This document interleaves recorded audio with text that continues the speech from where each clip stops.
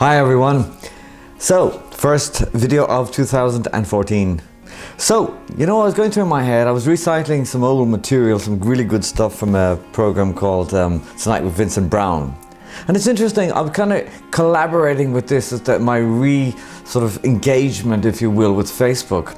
Do you know what? It's a funny thing, but I was looking at what seems to exercise or engage my friends across a great spectrum on Facebook. It's fine, it's allowed, but people get terribly upset about animal rights, flowers rights, plant rights. They get upset about football, they get upset about flowers, they get upset about museums, they get all kinds of things. And that's allowed, that's fine. But it's funny in my case is that we in the humanist agenda, when we're interested in things like educating our children without voodoo and superstition, human rights, women's productive rights, all kinds of spectra, across all the monotheistic faiths, stopping women getting stoned to death, stopping the persecution of homosexuals. But unfortunately we come under a tag called atheists, and that makes us the pariah of the civilized world. So remember what I said about defending those plants, defending those vegetables and those animal rights and all that kind of things. But goodness forbid that you might have something to say about human beings, actually. Science and reason and those kind of things across the board. Anyway, cut to the chase. This is an old thing, good old-fashioned debate from an Irish TV program with my old pal, my mentor in journalism, Vincent Brown, with two, I think Ireland's classic idiots, John Waters and the famous, infamous Eamon Dunphy. In Ireland to the Catholic Church and the voice of the Catholic Church. Now, I think I've been critical of the Catholic Church myself. I believe a few of them should have ended up in jail, or a few of the leadership should have ended up in jail arising from child abuse and so on. But John Waters, it seems now that during the recent abortion debate that their voice was unwelcome as an intrusion into that debate. Certainly, a number of politicians tried to suggest that they were exceeding their limit in even expressing a view. And I found it difficult to understand exactly. I mean, the politicians were telling us, yes, of course, they're entitled to express a view, but not to interfere in politics, which can be traced back. Now, admittedly, in the church itself, there were breakdowns as well. But there are much more fundamental issues, in my view, with regard to this society. But in fairness, John, look, I'm sorry for interrupting you. In fairness now, the church has magnificently embarrassed itself and disgraced itself in this country. Jerry, look, in fairness, Jerry, no, I just want to don't need to tokenistically make these points every discussion we have about these matters. In respect of the abortion debate, I mean, of all people to come out and start talking in that debate, Cardinal Brady, after the way he behaved in respect to the Father Smith inquiry by his own church. Mary, what do you think? There's no connection between those two things, Jerry. Can I just say? No. I just want to move on a moment to Mary. Well, you're talking about secularisation is the broader issue. And I mean, I welcome the secularisation. I would be a humanist myself. I think the kind of value systems that the Catholic Church in particular helped embed in Irish society has clearly not been useful for women generally in terms of the type of society that women have had to work in and deal with, including the whole issues around reproductive rights. I do see a problem, though, in relation to increased secularisation in the absence of other ways to form values and to debate values. And I do think we've got a big problem here. Absolutely. And nothing has been done through the education system in There's that very respect. little that's been done through the education system. I mean, if you look at the kind of subject choices that are available, there's very little space. We do have civic and personal education, but there's, if you look at other schools, systems, they do bring in more subjects like philosophy and that, and there's ways they do. Sorry, Mary. Eamon Dunphy, have we gone overboard in our criticism of the church?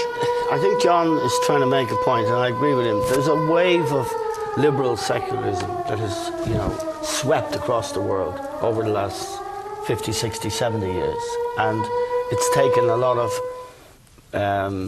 values and virtues that were deeply held by people in this country, particularly with this wave. I think a lot of people get great comfort from their devotion to their church and their God. And I think you have to distinguish between, God and his representatives very often. And I think we probably have a problem with with his representatives. There's always going to be a problem. There's always going to be problems with human institutions. But just a deeper point here, John, I think you might agree that, you know, people's religion and devotion to their church is deeply in their DNA. Of course. And it has served well. But that's why, John, I want to let you in. I think we're in grave danger again of making the same mistake that all these discussions make, which is that we attach ourselves to a very superficial level of it. Religion is not just something, affectation which people take on. Religion, you know, of its essence, is to do with the structure of the human being. And, you know, it starts with the fact that, you know, there's a mysterious quality to all human beings of their nature. They don't know who made them. They don't make themselves. Now, if you actually take that up, I would talk about not secularization, but what I call de-absolutization, where all of us in this culture are being cut off from the idea of having an origin and a destination. This is important. See, this is the kind of thing that journalists sneer at, because from their secular liberal I agree with you, John. positions. I agree with John.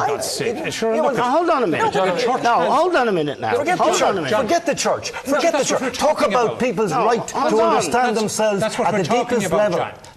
You go on with this all mishmash. We've listened to that stuff about. Look, how many more times, Jared, do you want to have this discussion about childhood? Hold on a second. There's a spiritual. Will you please? There's a spiritual dimension to people's lives.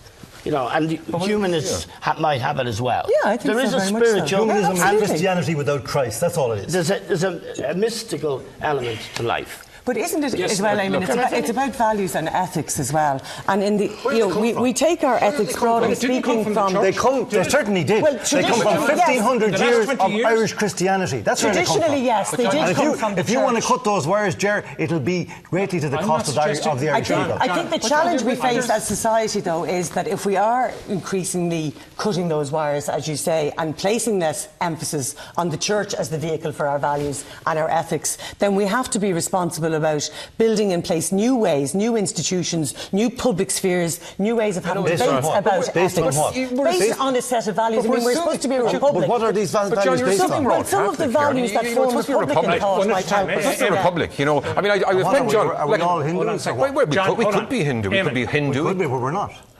What are you saying? But so you do actually believe this Catholic state thing then? No, I'm not. I mean, really, you know... I'm saying look at the facts. Look at the facts of our culture. Look at the facts of our history. 1,500 years of Irish Christianity, not 1,500 years of Irish Hinduism or Muslimism or Islam. It is. So let's face facts. Where do we get our spiritual culture from? Please, John, stop a second. I know it. You don't know it because you keep going on about the same banal issues time and time again. You're like all the other presenters who sit in these chairs. You cannot. You want the discussion to follow your track. No, will you stop a second, John?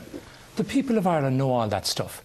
We know we're a Judeo-Christian heritage here. We know we have that. We're losing but the fact of the matter is, and you seem to completely ignore it, the fact of the matter is that over the last 30 years, the church leaders, hold on, church leaders in Ireland have turned... I've written 2 books. Hold on, just you won't even let me finish the sentence. Criticism. Yeah, I know what you're saying. All right.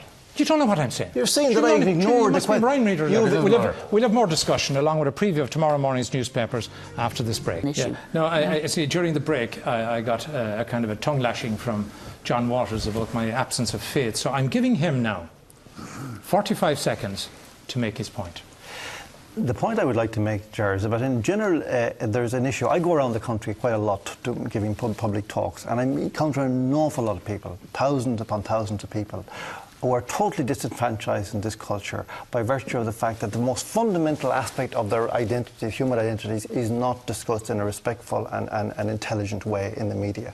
And they're trying to rear their children in very difficult circumstances and have no support from the broader culture for the values that they're trying to pass on to their children and the understandings which are disparaged and sneered at by basically gobshites in the media, who are sitting here in the nominally, you know, objective presenters of current affairs programs, who are constantly, pushing the same agenda day in, day out, which is to destroy all concepts of faith, all concepts of Christianity and understandings of a transcendental nature. Okay, you have more than a minute. Eamon Dunphy, you want to come in on that? I just want to say that... I can say nothing except put my hands up. But it wasn't just the Catholics behaving in this abusive way. No.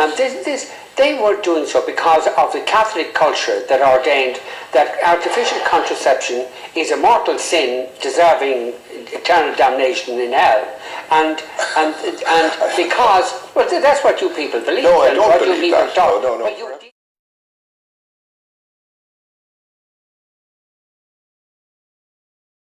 Thank you very much for watching, everyone. See you next time with more stories. Bye bye.